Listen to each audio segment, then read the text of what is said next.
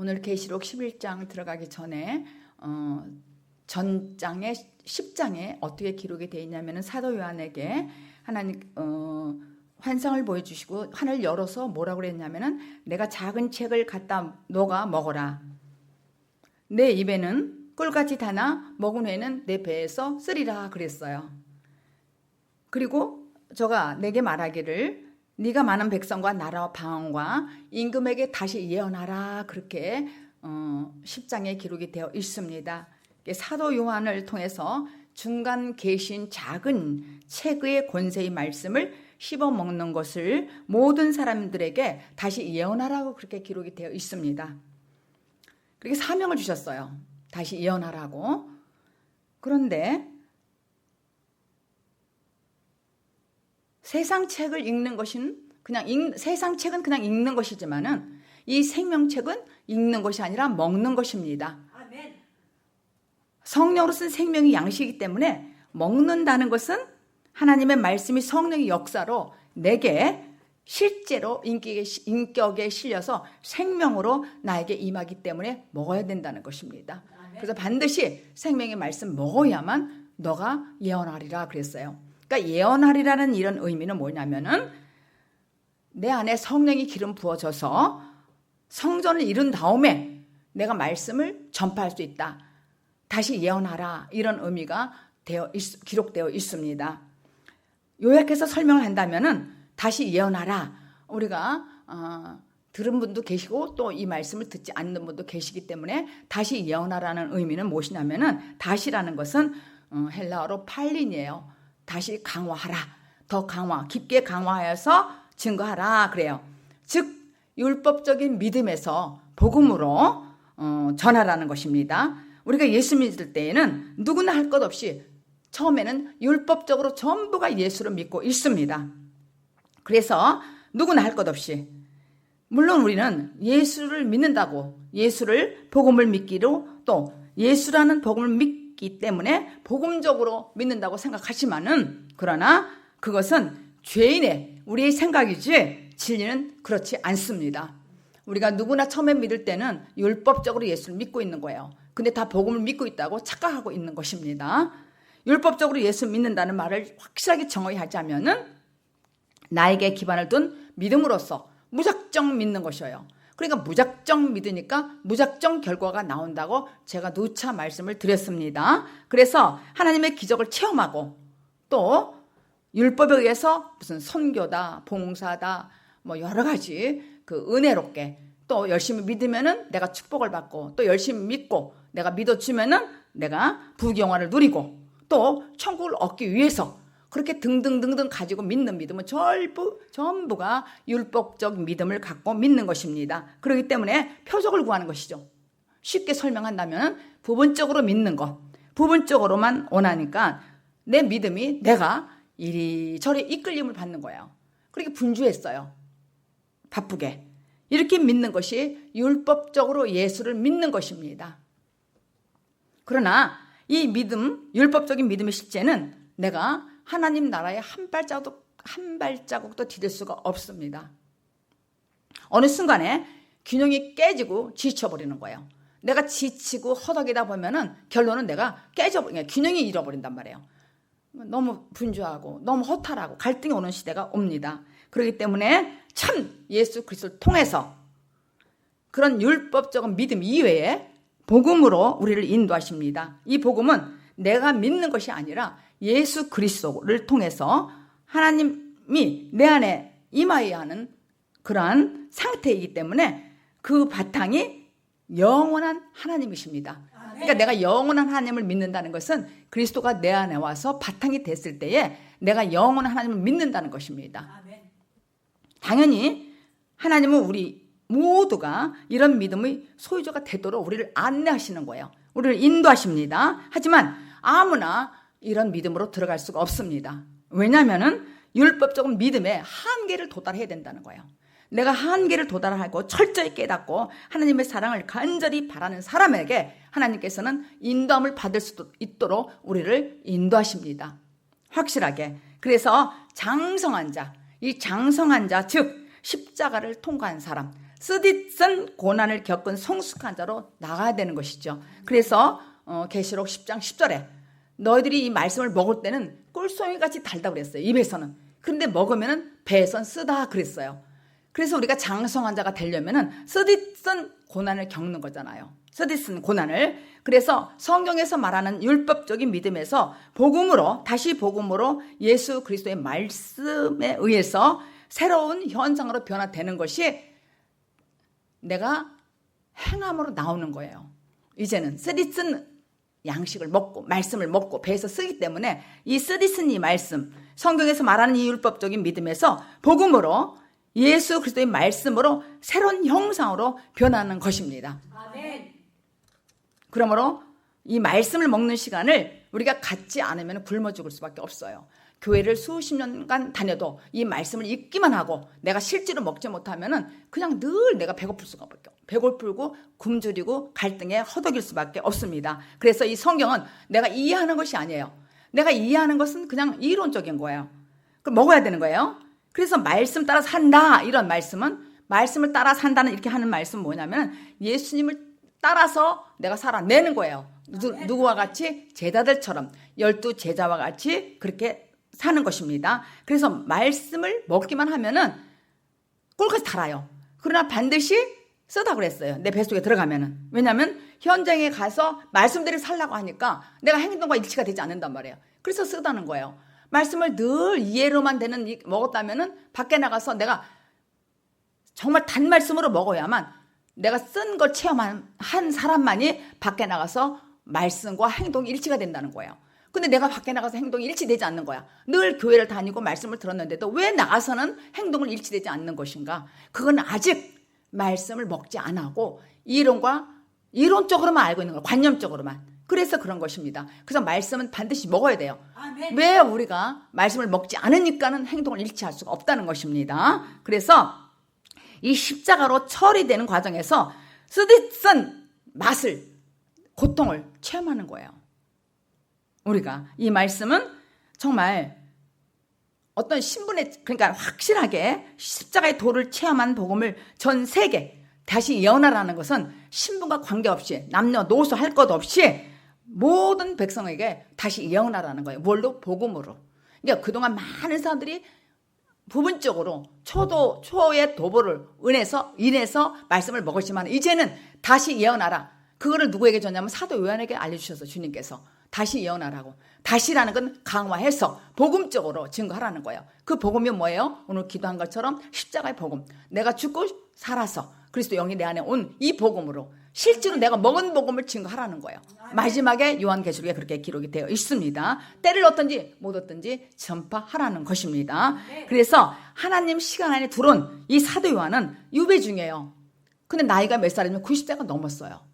그리고 건강 때문에 그는 우리가 그러잖아요. 내 건강이 나빠. 나이가 많아. 나는 너무너무나 내가 정말 힘들어. 내가 피곤해서 아무것도 못해. 이렇게 말하는 것은 하지 말라는 거예요. 왜냐면은 되게 그러잖아요. 난 조용히 쉬고 싶어. 나는 아무것도 일하고 싶어. 입지 않아. 그런 생각은 하지도 말아라 이거예요. 왜냐면 오늘 사도 요한을 보니까 90세 넘으신 분도 밤모섬에서 유배된 그런 상태란 말이에요. 그런 상태인데 로마 시대의 밤모섬이라는 것은 모든 정치가들이 잘못돼가지고 붙들려서 간 그런 곳이 밤모섬이에요. 밤모섬입니다. 정치범들이 간 곳이 유배지예요. 밤모섬. 근데 사도 요한은 말씀을 전파하고 이러다 보니까 그 당시에 도미티안 황제를 통하여서 황제의 핍박으로 인해서 거기 억류됐던 때예요. 그 당시에. 그래서 하나님의 그 당시에 밤모섬에서 하나님의 계시를 받고 쓴 책이 바로 요한계시록이란 말입니다. 그래서 우리가 지금 여기서 90 먹은 사람 한 사람도 없잖아요. 그런데 요한은 90이 넘었어요. 그리고 백발이고 늙었고 유배당했어요.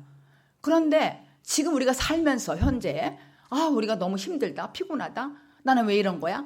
만약 그렇다면은 하나님을 자기가 가두는 거예요.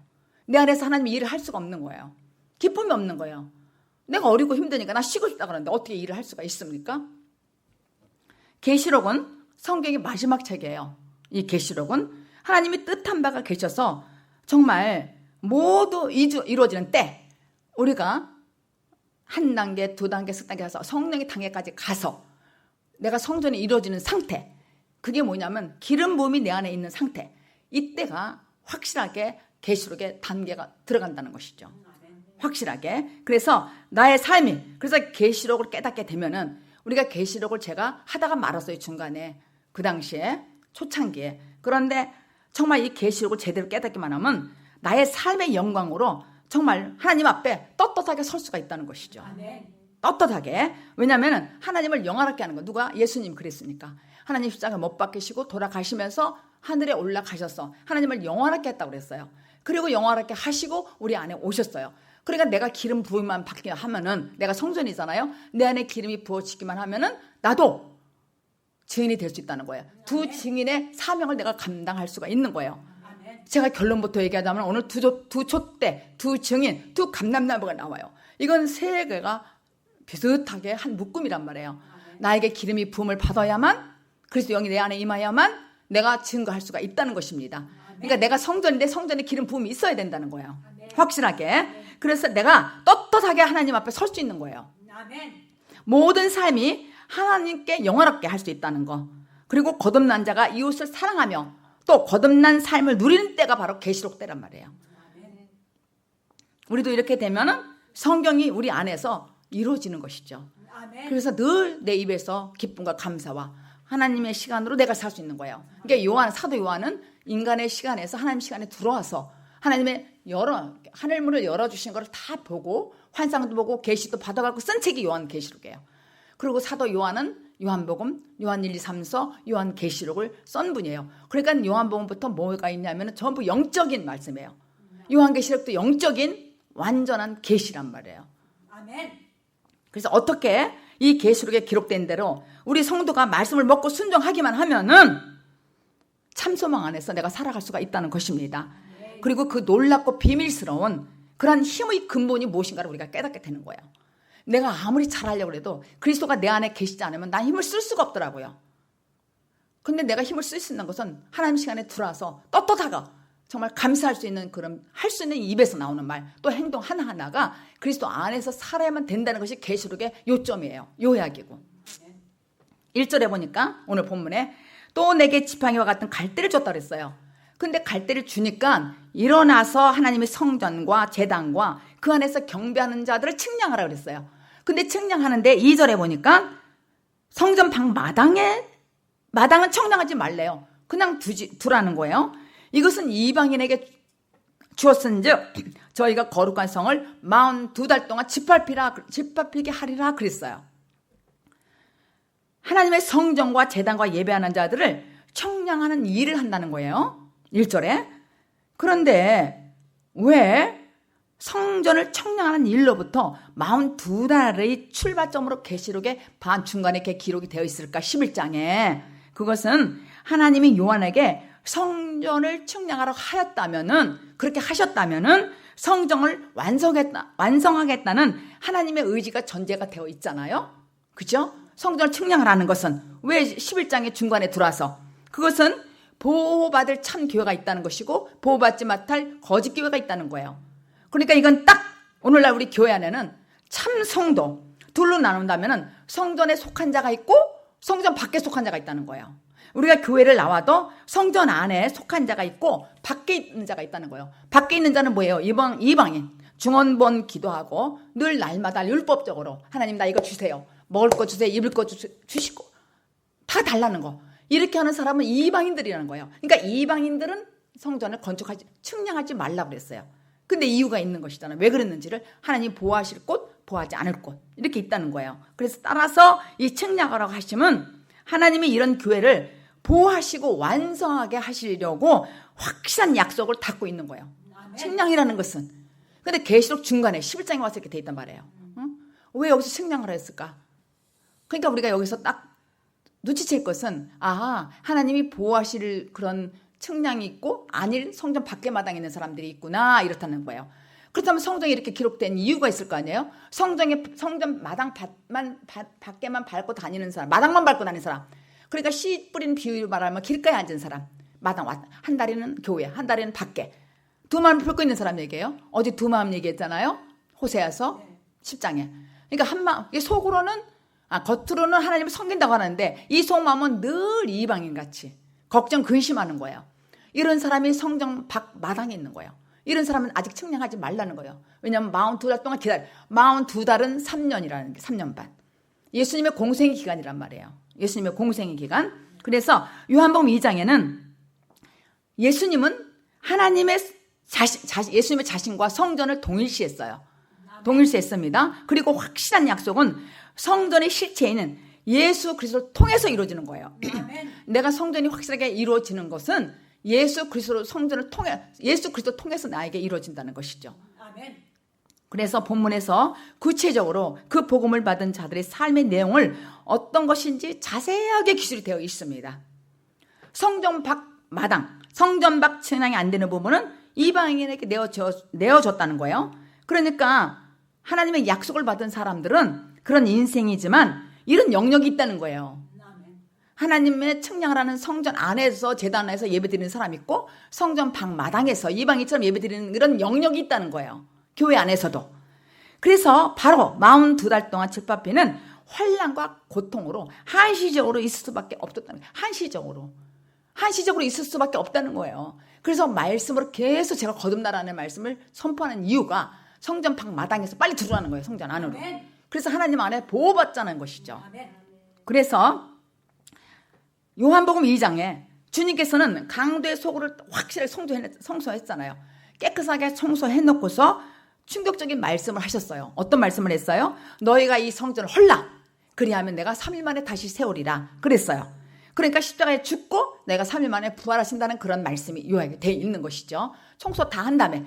그러니까 우리가 내 안에 그리스도가 들어오시려면 임하시려면 청소가 돼야 되겠잖아요.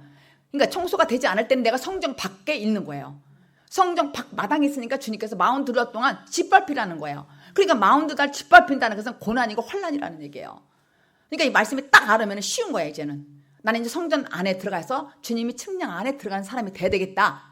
아니면은 내가 성전 밖에 이방인이 그냥 밖에 내버려둬라 밟히게 이렇다면은 아직 내가 고생을 하고 있다는 얘기죠. 환난 고통을 겪고 있다는 거예요.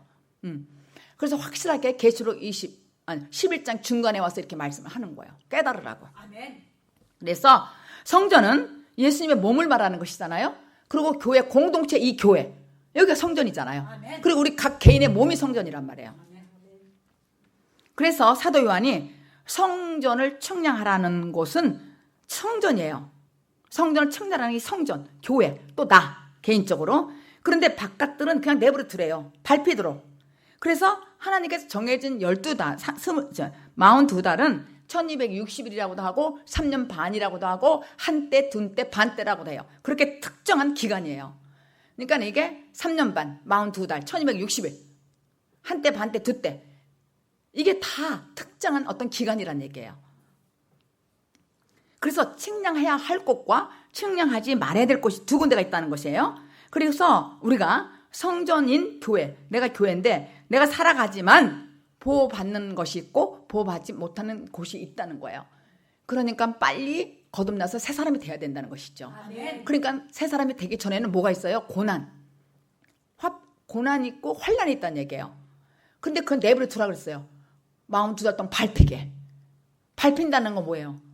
밟힌다는 것은 너무너무 정말 창피스럽고 부끄럽고 여러 가지 고통스러운 게 있단 말이에요. 교회를 나와도 아직 내가 이방인이기 때문에. 그래서 측량하라는 말씀이 요한계시록 11장 중간에 계시가 되어 있는 것입니다. 그래서 이 측량의 의미는 뭐냐면 하나님이 보호하실 의지와 계획이 있다는 것이죠. 아멘. 이제는 성전 안에 들어오면은 하나님이 나를 보호하시고 나를 확실하게 붙들어준다는 그런 의지와 계획이 있다는 거예요. 아멘. 그러니까 이게 말씀이 얼마나 꿀 같으냔 말이에요. 아멘. 계시록 10장 10절에 작은 책을 먹으라 그랬잖아요. 그래서 작은 책이 뭔가 그랬더니 성경 전체를 풀어주는 열쇠더라고요. 아멘. 그래서 내가 확실하게 성전 안에 들어오면은 성경 구약과 신약 66권을 내가 풀어줄 수 있는 능력이 있더라니까요. 아멘. 아멘. 그래서 분명히 우리는 하나님이 보호하는 영역이 있고 그리고 세상을 살아가면서 핍박과 서름을 경험하는 짓밟히는 그런 영역이 있다는 거예요. 성경이 이렇게 확실하게 써 있다니까요. 아멘. 아멘. 주님이 보호할 성전 안, 보호하지 않을 이방 밟히는 거 42달. 우리 이방인 42달 동안 밟히고 있잖아요. 그게 3년 반 1260일 한때 두때 반때란 말이에요. 그래서 우리는 그렇게 짓밟히는 곳이 있다는 걸 알고 있어야 빨리 정신을 차린단 말이에요. 빨리. 그래서 42달 동안 특별하게 정해진 그런 기간에 있다가 끝이 난다니까요. 이게 영원토록 된다면 얼마나 분하겠어요? 어떤 분이 이번에 감사주일에 어떤 저에게 메시지를 이렇게 딱 남겼는데 너무 감사되는 거예요. 근데 그분이 그 전에 42달 밟힐 때는 어땠냐면은 늘 허탈하고 슬펐고 늘 뭔가를 이렇게 했는데 지금은 그렇다고 뭐가 잔뜩 생긴 것도 아니야. 근데 이걸 누린다는 거, 이 삶을 어디서? 하나님 안에 들어와서 감사함으로, 기쁨으로 그렇게 증가할 수가 있는 거예요. 너무 감사하다는 것이죠. 그런데 이렇게 하나님 때가 있다고 해서 무한정 나태하게 있다는 것은 아니란 말이에요. 무한정 아이고 이건 뭐 어떡하나, 그게 아니라 하나님의 주권 아래 있으니 말씀이 열리도록 이 말씀을 먹어야 된다는 거예요.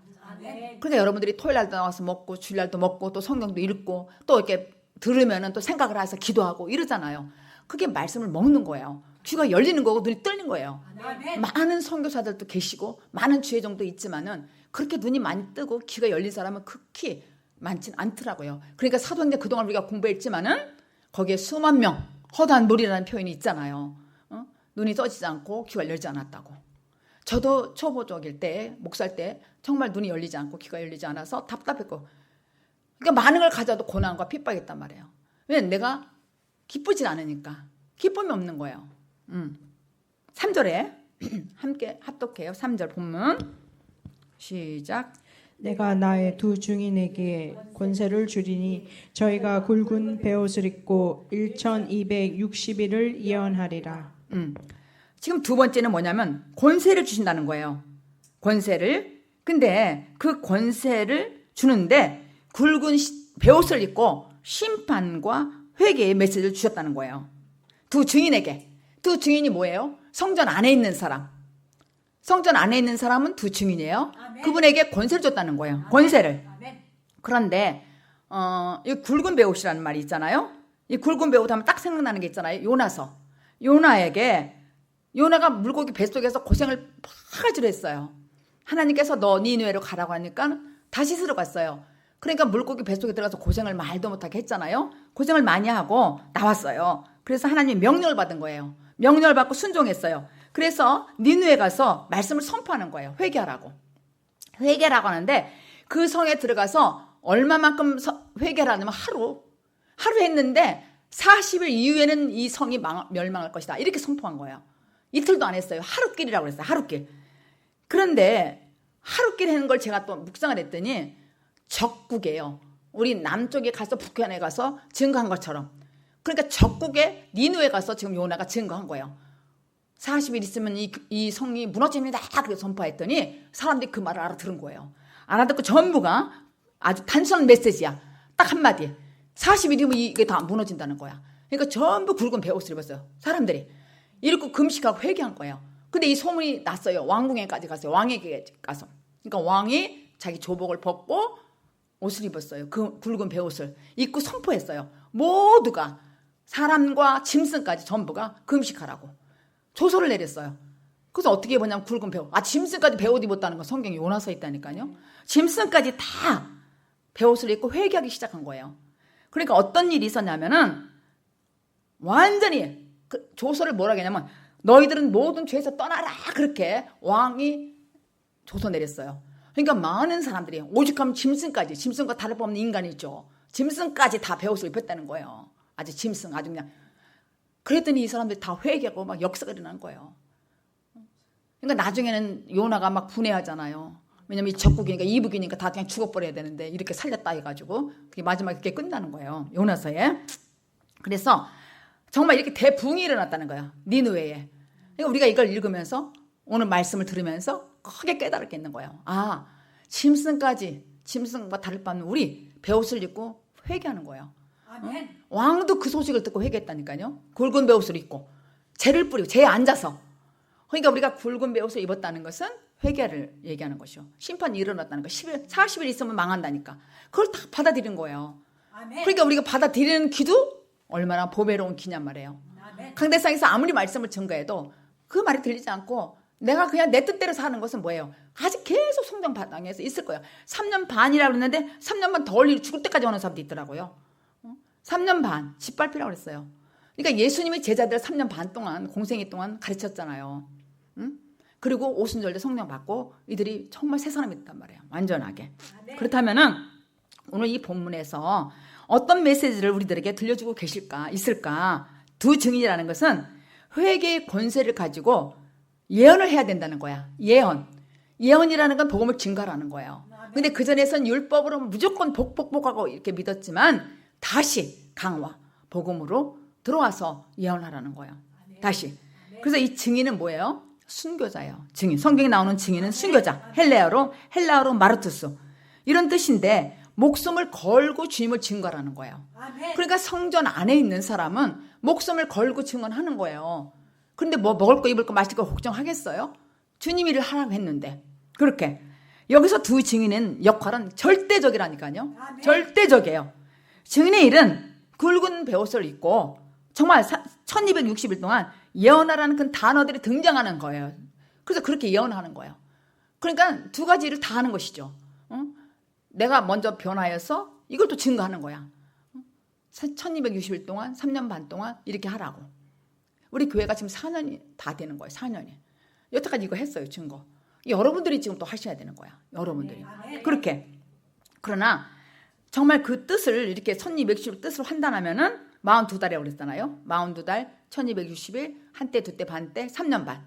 예수님이 이 땅에서 공생 기간이에요. 그래서 정말 이 42달은 내가 겪을 수 없는 고난이 있단 말이에요. 그런 고통이 있어요. 근데 그 고통은 짓밟히는 거예요.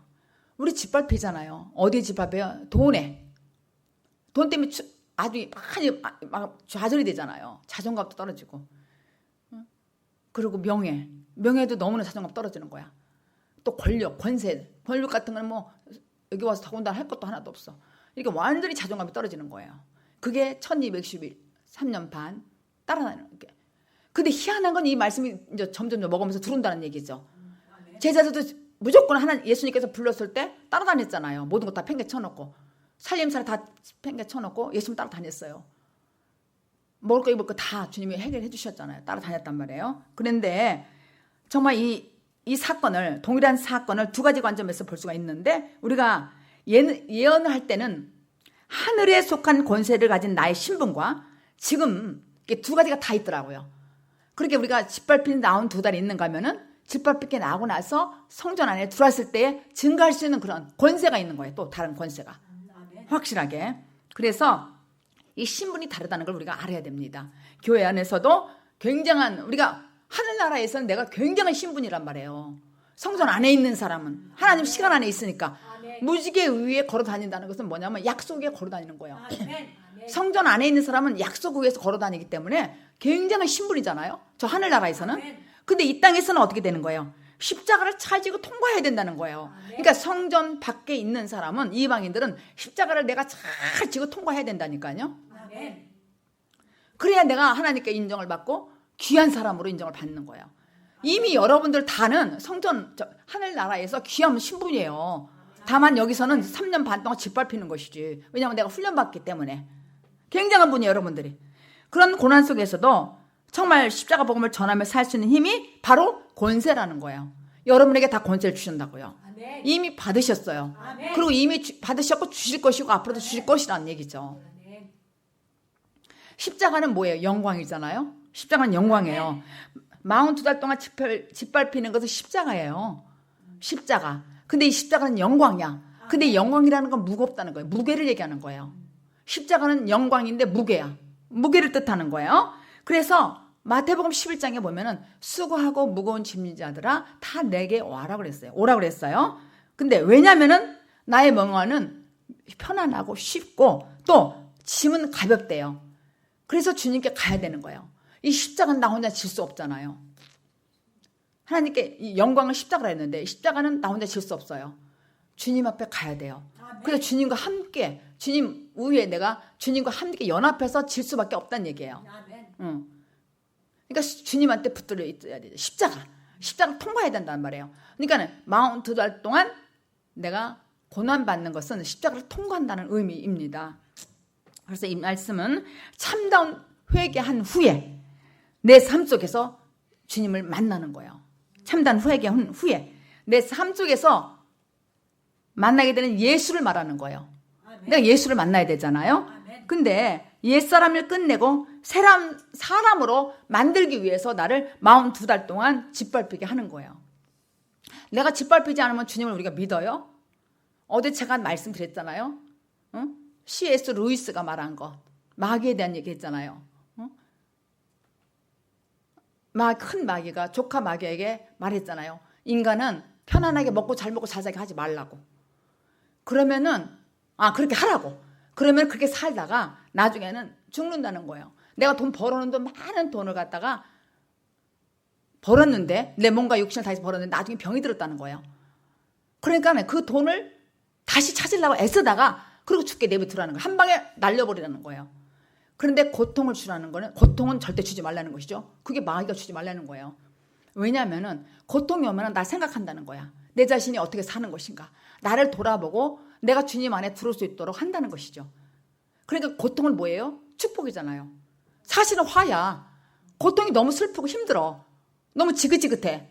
그런데 사실은 알고 보면 나를 바라볼 수 있고 나를 다시 한번 생각할 수 있는 그런 기회를 주시기 위해서 이 고통이라는 거예요. 그러니까 42달이라는 건 나에게 고통이지만은 나에게 축복이죠. 화가 아니란 얘기예요. 그래서 우리는 여기 사는 게 다가 아니라는 거예요. 여기가 다가 아닌 거예요.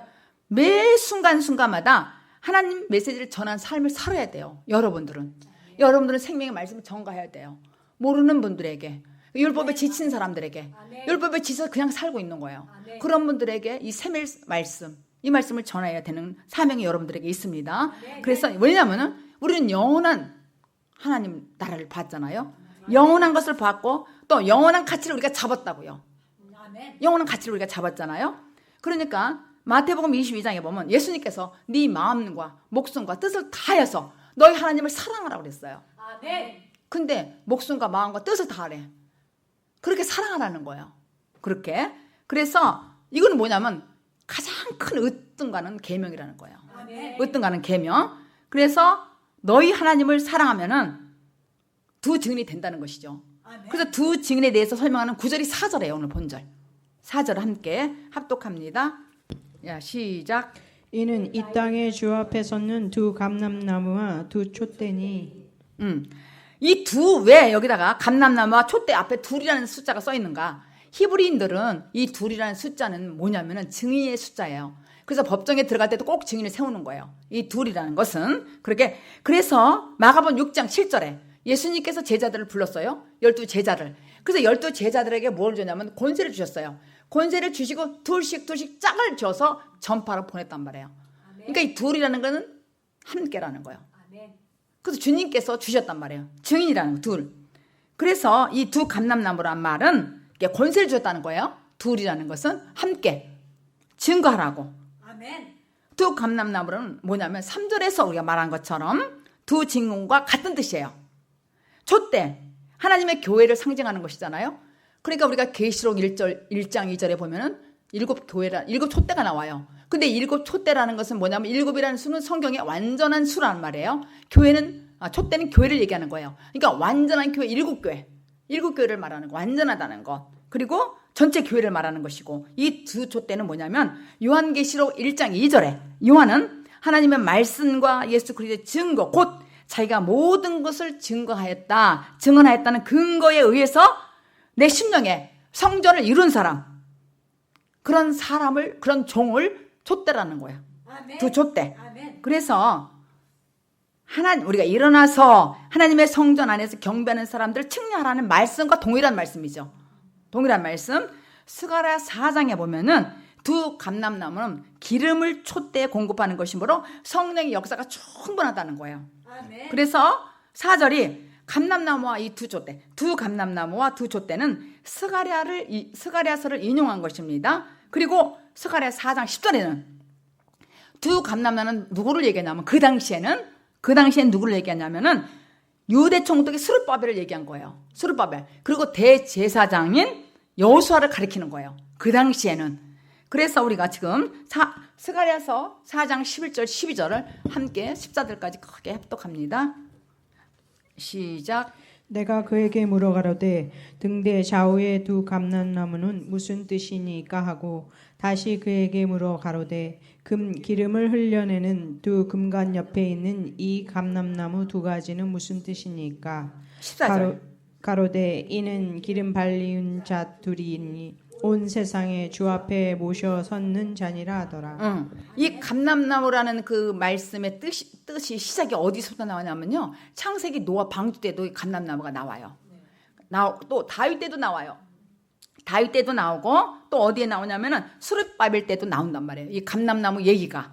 그런데 이 감람나무가 구체적으로 이 기름 부음이라는 것인데 그게 신약에서 요한 1서에 나와요. 요한 1서 2장 20절에 구체적으로 기름 부음에 대해서 나왔어요. 함께 합독합니다. 시작. 너희는 거룩하신 자에게서 기름 부음을 받고 모든 것을 아느니라. 우선 이 거룩하신 자에게 기름 부음을 받았다는 이 말이 도대체 무슨 의미인가? 이 거룩하신 자라는 것은 하나님을 말하고 기름 부음이라는 것은 성령을 말하는 거예요. 그러니까 거룩한 자는 하나님, 기름 부음은 성령을 말하는 거예요. 성령.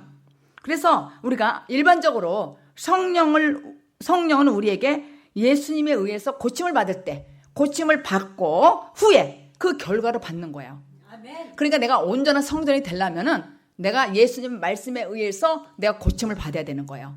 내가 고침을 받고 변화해야 된다는 거예요.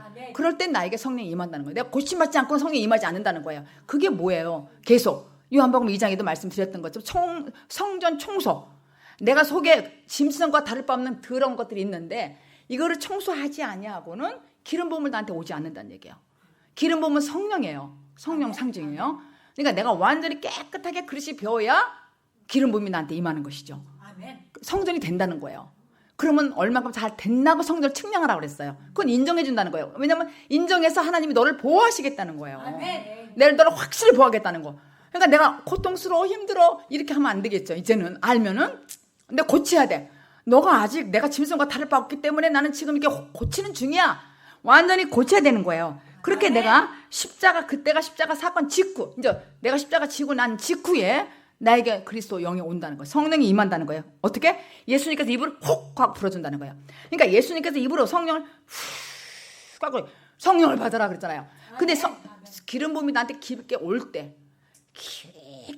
성령 체험은 왔다 가시고 이렇게 구약시대는 그러는데 실제로 내가 고침을 받고서 거듭날 때, 성전이 될 때 나에게 입으로 확 불어줘요. 근데 나 고쳐야 돼. 그래서 가끔 제가 고치라는 표현하고 근데 듣기 싫어하잖아요. 우리가 문둥병, 혈기 마른 사람, 쩔뚝발이, 소경, 귀머거리 다 고치라는 말이 있단 말이에요. 그게 문자적으로는 사실은 그런데 영적으로는 내가 그런 상태야. 손 마른 자.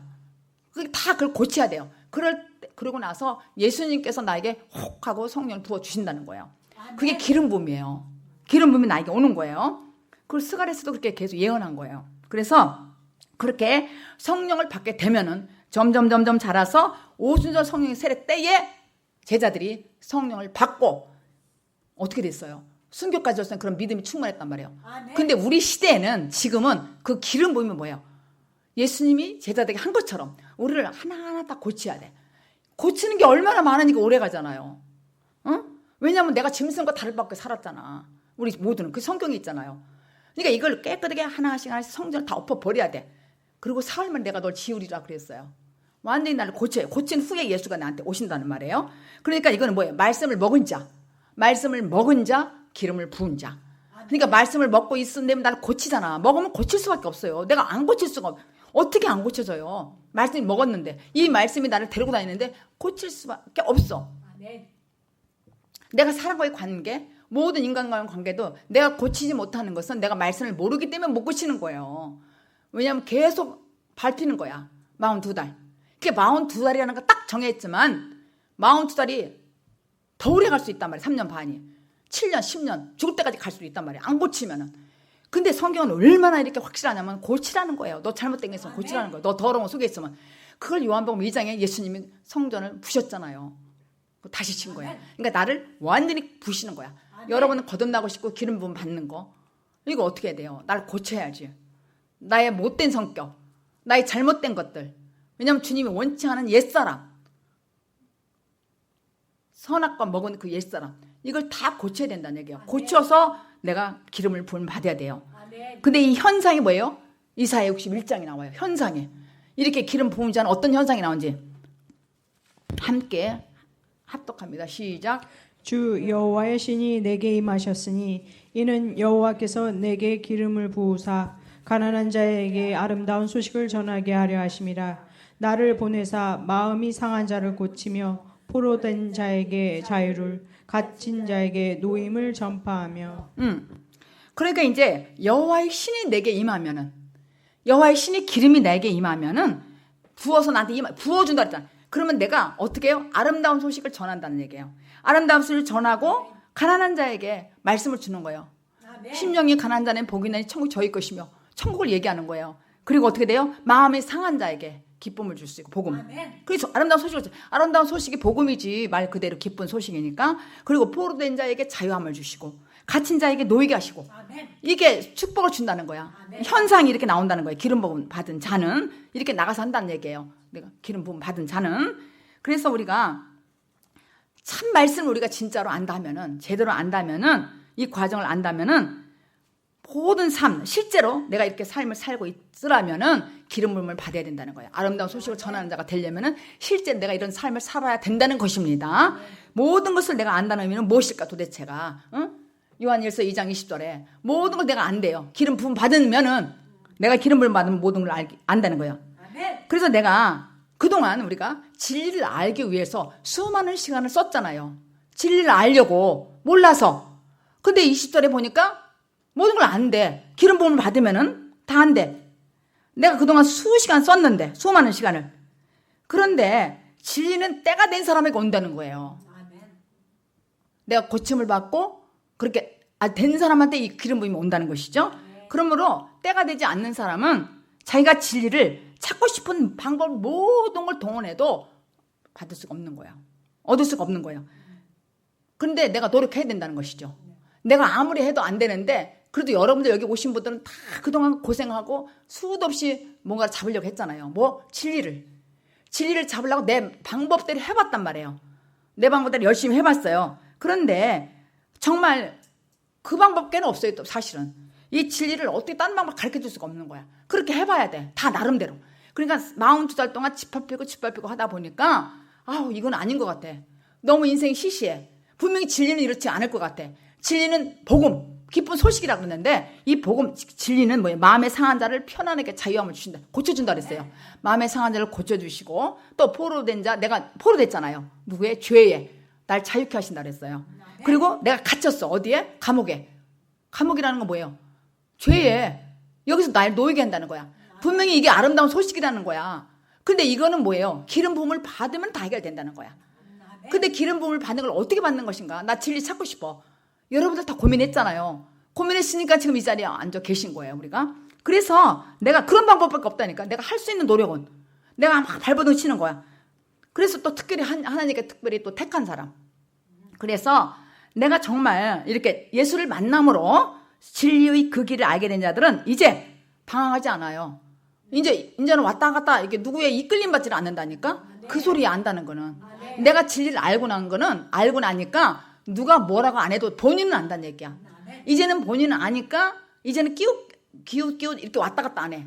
그전에는 사방팔방 오방가운데 다녔어요. 진리를 알려고. 좀 능력을 받으면 좀 알까. 또 무엇을 하면 알까. 저 사람이 괜찮은 것 같으면 저 사람 진리가 있나 보다. 근데 아니더라 이거예요. 여기서 안다는 의미, 20절에 안다는 의미는 그렇게 이제는 찾아다니자, 방황하지 않는다는 얘기예요. 이제 여기저기 기웃기웃 안 해. 그리고 절대로 이단에 넘어가지 않아요.